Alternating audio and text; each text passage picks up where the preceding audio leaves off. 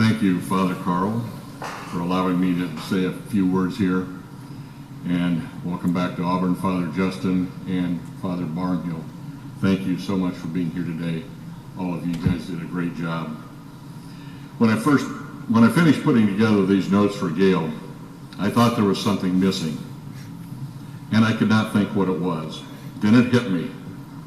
I had failed to mention the ladies at Longs Creek Village who took such wonderful care of Gail. They treated Gail like he was their brother, father, friend these past few years. On behalf of the Searcey family and all of us, thank you, ladies. Most of us know Gail from the days when he and Connie moved to Auburn to live and raise their boys. Connie was an office assistant for many years, being one of the anchors at the Auburn Board of Public Works. Gail was a middle school math teacher for decades. Few people can honestly say they touched the lives of many in this world.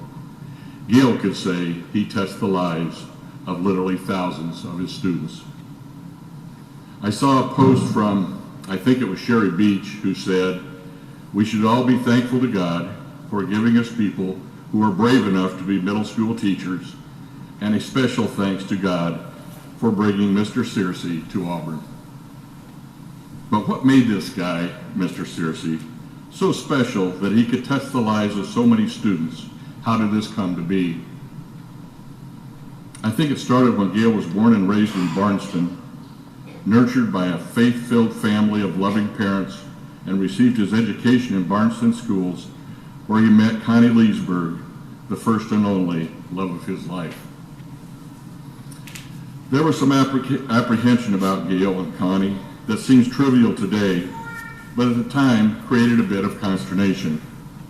You see, Connie was a year ahead of Gail in school, so Connie wondered how this would all work out. Connie discussed the issue with her girlfriends, and quickly, Connie's concerns about the age thing dissipated when one of her friends said, "I think you and Gail are perfect for each other, and you will spend eternity with that guy." Boy, how prophetic are those words today. Speaking of his early days in Barnston, Gail loved to tell anyone who would listen how proud he was of his roots and the religious people who hailed from there. See, when you come from a small farming community and a priest or a nun comes from that town, that's really a big deal. Auburn has produced 3 religious in the last 25 years.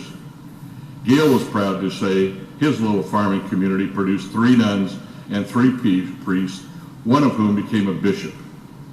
Yes, indeed, Gail was proud of Barniston. One other quick story from Gail's youth I wanted to share with you. Max tells the story of how when they were young, Gail and his dad would bring in 4 milk cows at a time, and Max and his mother would milk the cows.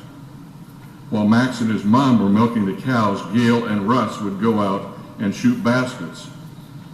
When done with those 4 cows, Gail and Russ would let them out and bring in 4 more for Max and his mom to milk. This doesn't sound fair, does it? Well, once again, Gail and Russ would shoot baskets on the rusty old rim nailed to the side of the barn. When Max was telling me this story, I couldn't help but think of the movie Hoosiers. When you think back on it, I'm sure everybody's seen that movie. It's almost kind of the time period in the life that everybody had back in Barnston in those days, I suspect. So when you think what makes a great man, check into his past while growing up, and much will be revealed. I think this is why Sherry said, "And a special thanks to God for bringing Mr. Searcey to Auburn." And I see some of Gail's fellow teachers back there, so thank you all very much for what you've done. Gail and my relationship began to become intertwined somewhere back in the 90s when Dustin and Chad started playing American Legion baseball. Gail told me he was always willing to help but didn't want to coach. So I asked him if he would be willing to help take care of the field. He said yes, he would, and boy, did he. He not only took care of the field, but he took care of the whole grounds crew job. Mowing, dragging the field, chalking the field, and a ton more things. When we would get the occasional heavy rain on the night before a game, many experts would show up early in the morning to offer their advice and assessment on what needed to be done to get the field ready for the game. I would get Gail off to the side while the experts were arguing and ask Gail, "What do you think?" Usually he would respond, "You get these experts out of here and I'll get your field ready." So I would ask everyone to go home for 3 or 4 hours, then come back to make a decision on whether we could play ball that day. Every single time, Gail would work his magic, got the field ready, then drug it and chalked it every time. Speaking of Dustin and Chad, what a pair they were. To put it mildly, they were both what one might call high-spirited. Is that a fair assessment, boys? I say that in a kind-hearted way. So I asked them to share with me some of their thoughts on their dad and growing up in Auburn. The notes that each of the boys sent me were almost identical. Their love for hunting and all things outdoors came from their dad. Their love for sports came from their dad. In fact, they both said they try to do everything with their boys based on how their dad raised them. And a quick side note, Gail and Connie attended almost every activity their boys were participating in. And who else was there? Gail's dad, Russ. So it goes from Russ to Gail and to you boys, Dustin and Chad. And I know you boys will fulfill the Searcey legacy to be the best dads you can be. And I'd like to add one more quick personal note. Wendy and I were Saturday night mass goers, as were Gail and Connie. Wendy and Gail both fought the Parkinson's battle. Many times after mass, Wendy and Gail would talk about their common disease and try to support each other with encouragement and advice. I will always be grateful to Gail for his gracious and loving counsel to Wendy. It would take Wendy an hour and a half to get ready for church on Saturday night, and as she worked through her Parkinson's issues, after getting ready for Mass, she would need to rest a while before we headed to church.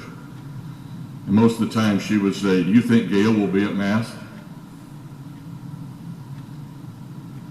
And it seems like he always was.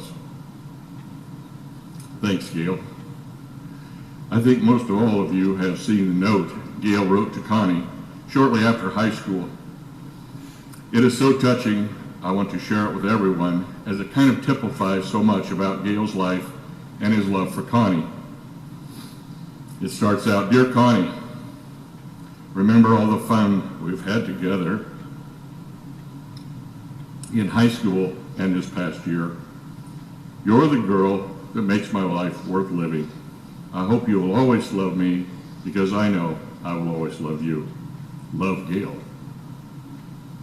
So how prophetic was Connie's friend from high school, and that's been over 50 years ago, who said, "I think you and Gail are perfect for each other and will spend eternity with that guy."